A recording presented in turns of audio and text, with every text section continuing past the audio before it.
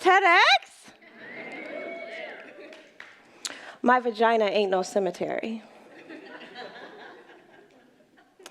I ain't the place you come to die.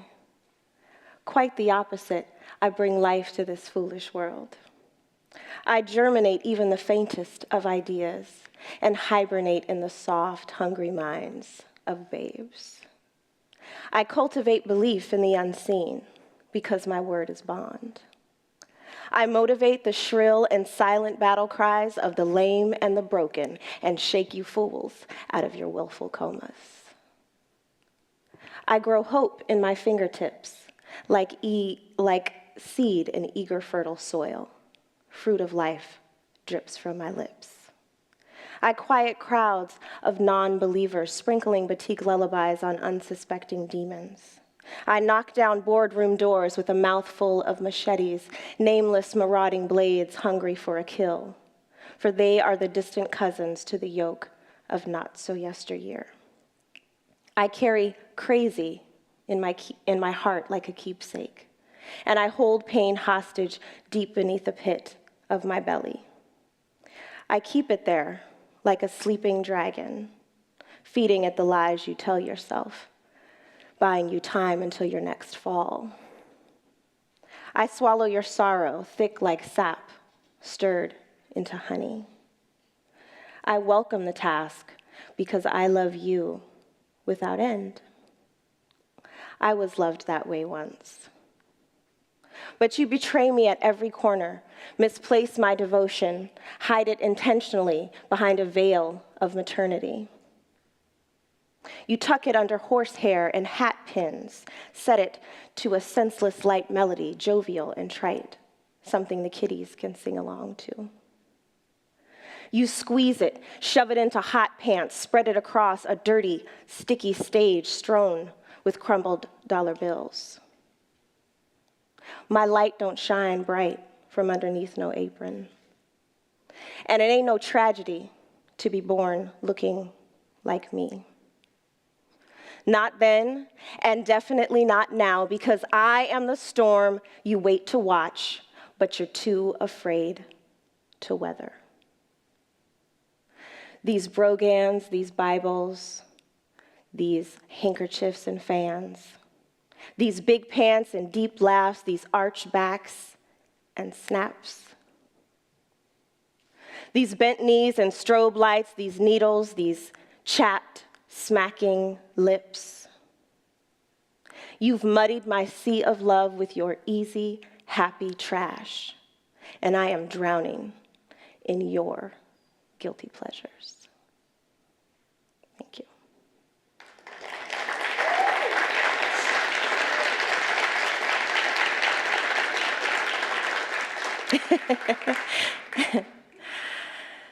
So, the summer before her junior year in high school, my sister Jewel had corrective surgery on her jaw for a severe underbite. The surgeon broke her jaw, sawed off excess bone, pushed it back, and wired it shut for several weeks. And if that wasn't bad enough, he actually took a piece of bone from her hip and attached it to her jaw to stabilize her mouth. And it was brutal. She was on a liquid diet, she had jaw and facial pain, she was holed up in our granny's old school bed, which was essentially like sleeping in applesauce. It was just awful, it was mush. But one thing sticks out in my mind, and it was that as her hip began to recover, the anesthetic wore off. And as a result, the nerve endings in that area began to wake up. And they were sort of tingling at first, and then it was prickly, and then it was just full-on throbbing. And that pain became so severe that she cried. And what's crazy, well, she was my big sister and she was mean, so I kind of giggled a little bit, but what's crazy about that is that grueling process was actually one of healing. That pain was a good thing. And for many of us, healing holds the same agony. Like the scab that itches or the overworked muscles that are sore, or the swelling and discoloration of a black eye or a broken nose, healing just friggin' hurts, right? I see, somebody's hurting. Relearning love, trust, friendship, and risk requires an honest self-reflection that rips open those old wounds, pricks at the scar tissue on our heart, and awakens the ghost of the past.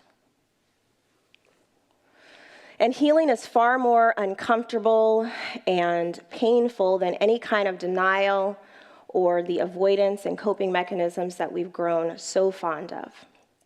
And it's ironic because we actually avoid our own healing by tending to the healing of others. We show up to care for, nurture, advocate for our friends, family, our colleagues. You listen to the confessions, you loan the money, you give the rides, you give the hugs.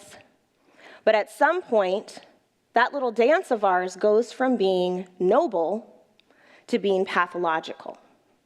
We go from being caregivers to martyrs without a cause. We simply do not want to expose and acknowledge, dress, and cleanse our own wounds. Why? Because it friggin' hurts. Healing from the inside out is excruciating because you literally must turn yourself inside out and find the source of the pain. You've got to poke and prod at it. You've got to cleanse and flush out all the gunk that's been up in there. And then you've got to dress the wound. Then it's on to the push and pull, the balance of bandaging the wound and then letting it breathe. You've got to reintroduce it to form and function, and then get on to the complex task of reconstruction. And reconstructing reality in a way that turns our pain into peace and transforms what was once a train wreck into resolution. And redefining reality requires that we edit the lies that we've internalized and mine those for the truth. And that process pricks and pulls and aches and throbs until finally we feel just a little bit of relief. Our heart feels a little bit of healing. It's not particularly tempting, is it? Is it? So then why do it? Why face the pain of healing? Because there's so much more on the line than individual needs. Whole families, communities, lineages need healing. History, though it is spellbinding and beautiful on film, has literally torn many of us to shreds. We've been erased, reconfigured, displaced, and just plain overlooked. And our families, though they may have the best of intentions, have missed the mark and damaged us with isolation, criticism, and even lies. Healing begins with releasing the lie that the best of you lives outside of you. Our best is the best. In fact, it's the bomb. That's the good news. Why? Because for all of the gifts that you've been afforded upon creation, it is your choice, your will, to tap into, cultivate, and share those gifts with all of us, your eager community of love, right? That's the difference between being alive and really living. And I promise that even though I don't know you, my life will be enriched by your unique gifts, your unique talent. And trust me, I'm weary and I need all the soul food I can get. So I encourage you to face the pain, the process of healing, because the benefits far outweigh the costs. And I commit to bring my scars and my shame to the collective table and do the ugly, uncomfortable, grueling work with you. And as proof of my transparency, please accept this offering. Reparations. Who is served by these broken hearts? I am bewildered and lost to the lesson. I yearn for the tipping point, the change in the mean season when sorrow submits to joy, when all the bloods run down the drain, tilled soil is satiated with gold mined from the ruins. Sassy ladies walking slowly on sleepy porches, not rocking their dying babies into the next life. And my broad, unbreakable brothers mobilize to command and demand the debt be paid, erasing the bullseye from our backs, annihilating the plague of the prison pipeline from our dying family trees. Because contrary to popular belief, hardship ain't our MO. And our strength is not rooted in pain. It grew from hope. So we wait.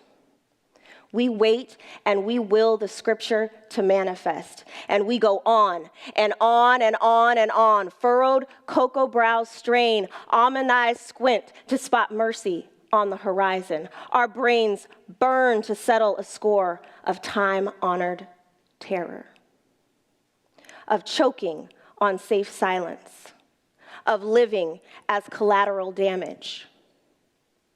We remain cloaked, subdued, submerged by heavy hearts. We are red fountains that pour out wet kisses and savor fried fish wrapped in foil paper.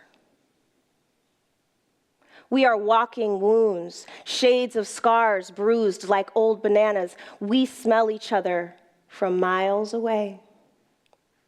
We cry ourselves clean, scrubbing our necks with the same slab of longing.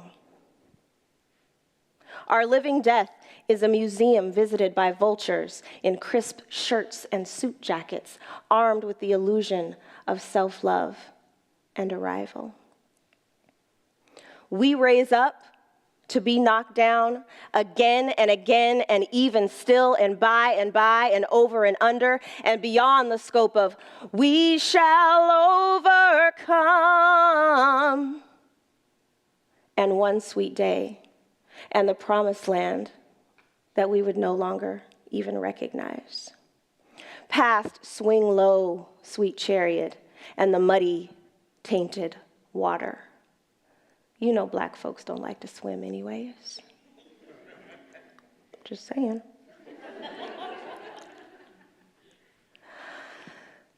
Okay.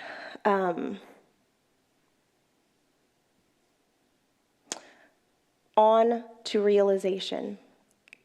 On to our humanity, addressed in deed.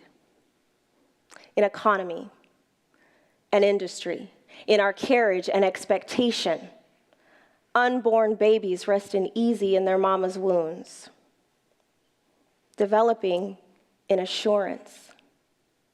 Not simply waiting, listening for the call to enlist as another foot soldier in the emancipation simulation. Let me be clear.